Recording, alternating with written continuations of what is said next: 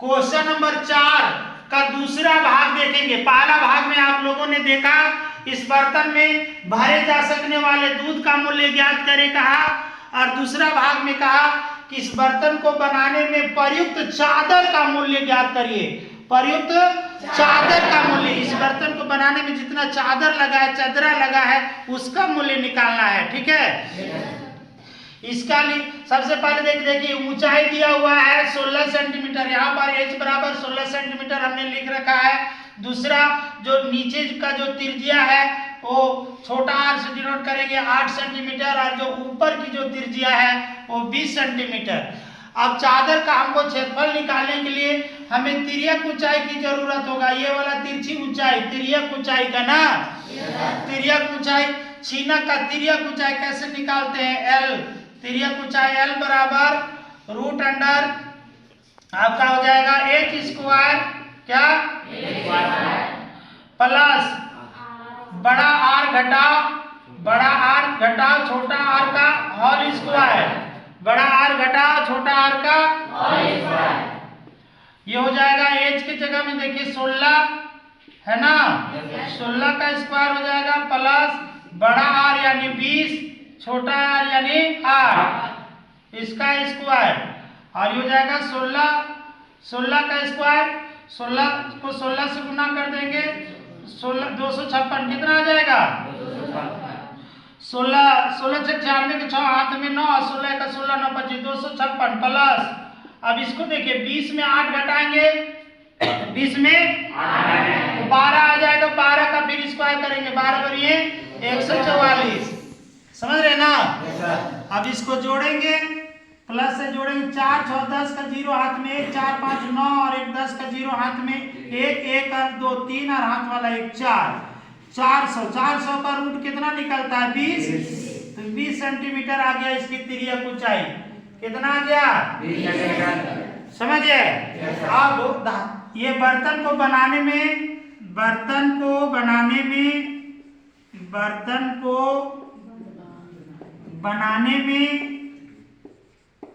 प्रयुक्त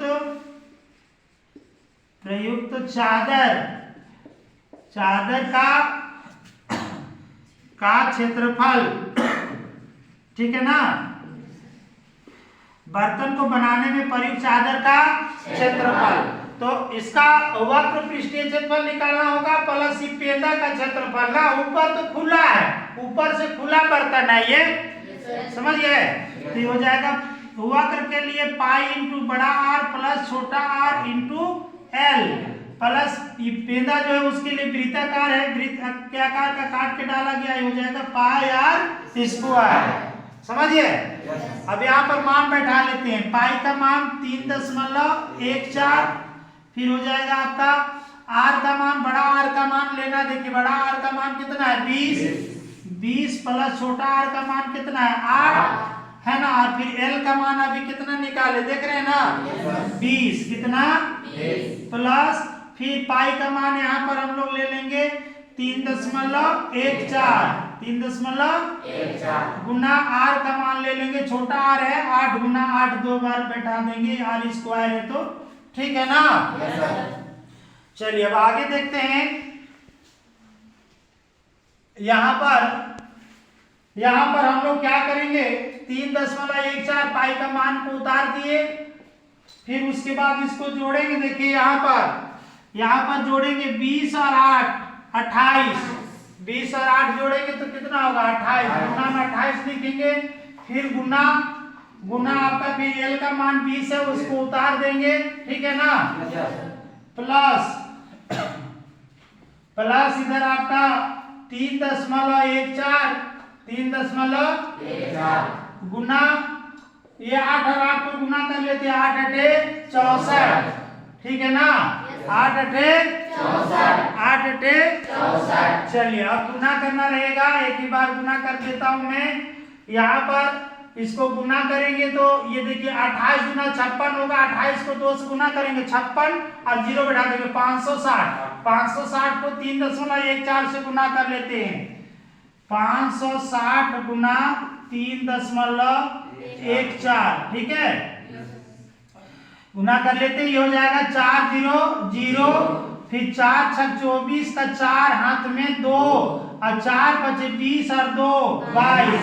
एक अंक के नीचे काटेंगे, फिर 1 से 0, 1 को 0 से तो 0, 1 को 6 से तो 6, फिर 1 को 5 से 5, फिर एक अंक के नीचे काटेंगे, फिर 3 से, 3 को 0 से तो 0 है ना, 3 6 18 का 8 हाथ में 1 और 3 5 15 और 1 16। ठीक है ना। अब जोड़ लेते हैं 0, फिर यहाँ आ जाएगा 4 और इसमें 6 और 2 8 और इसमें 8 5 13, 13 2 15, 15 का 5 हाथ में 1 6 और 1 7, फिर इधर 1, फिर 2 अंक के बाद दशमलव बैठा देंगे यहाँ 1758.40, 1758.40 इतना सेंटीमीटर स्क्वायर इसका आ गया। बाद में इसको सेंटीमीटर बैठाएंगे, लेकिन समझना है वक्र वाला का इतना आ गया, वक्र वाला का आ गया 1758.40 सेंटीमीटर स्क्वायर। ठीक है। अब जो पेंदा उसको 64 से गुना करना है, इसको आप देख रहे हैं 3.14 को 3.14 को 3.14 गुना 64, ये हो जाएगा आपका 4 चौके 16 का 6 हाथ में और 4 1 का 4 और 1 5 और ये हो जाएगा 4 तिया 12, फिर 6 से करेंगे 6 चौका 24 का 4 हाथ में 2 और 6 का 6 और 2 8 और 6 तिया 18। ठीक है ना। फिर 6 हो जाएगा, 5 और 4 9 हो जाएगा, 8 2 10 का 0 हाथ में 1 हो जाएगा, 8 और 1 9 और हाथ वाला 1, 10 का 0 हाथ में 1 हो जाएगा, 1 और 1 2 हो जाएगा। फिर 2 अंक के बाद दशमलव 200.96 सेंटीमीटर स्क्वायर इसका आ गया। अब इसको दोनों को जोड़ेंगे। ठीक है ना, दोनों को जोड़ेंगे, दोनों को जोड़ेंगे तो ये 6 और ये 0, 6 और 0 जोड़ेंगे तो 6 हो जाएगा, फिर 9 और ये 4 13, 13 का 3 हो जाएगा, हाथ में 1 हो जाएगा, 9 4 13 का 3 हाथ में 1, दशमलव यहाँ आ जाएगा, 1 इधर, 0 और 8 8 और हाथ वाला 1 9, फिर हो जाएगा 0 और 5 5, फिर हो जाएगा 2 और 7 9, फिर 1 का 1, 1959.36 सेंटीमीटर स्क्वायर इतना आ गया ना। कोई दिक्कत क्या? ये चादर का क्षेत्रफल निकला है अभी। अब चादर का मूल्य निकालना है ना। 100 सेंटीमीटर स्क्वायर चादर का मूल्य कितना है? 8 रुपया। 100 सेंटीमीटर स्क्वायर चादर का मूल्य कितना है? 8 रुपया। अब यहाँ पर लिखता हूं मैं चादर का मूल्य, चादर का मूल्य बराबर 1959.36 इतना तो लाया अभी, इसको 8 से गुना कर देंगे, 8 से, और चूंकि 100 सेंटीमीटर स्क्वायर चादर का मूल्य 8 रुपया है, 1 सेंटीमीटर का रहता तो डायरेक्ट 8 से गुना कर देते हो जाता।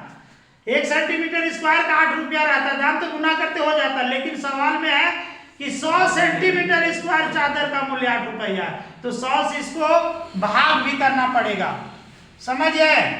100 से भाग कर लेंगे तो आइए पहले गुना करते फिर भाग करते। 8 6 48 का 8 हाथ में 4 और 8 किया 24 और 4 24 और 4 28 है ना।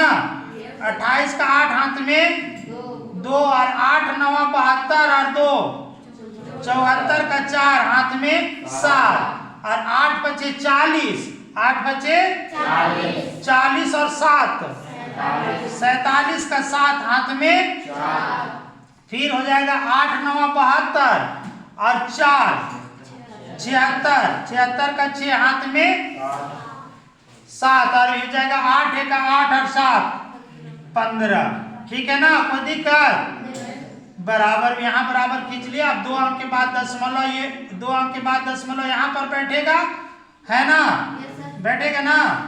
फिर बट्टा में 100 जो है उसको अभी लिख ले रहा हूँ। अब आप समझिए गुना किया कभी, अभी हम लोग गुना किए ना, अब 100 से भाग करेंगे तो 2 अंक के बाद दशमलव इधर और बैठ जाएगा, पहले से 2 अंक के बाद है, 100 से भाग करेंगे तो 2 जीरो है तो 2 अंक और इधर खिसक जाएगा, तो ये हो जाएगा 156.7488।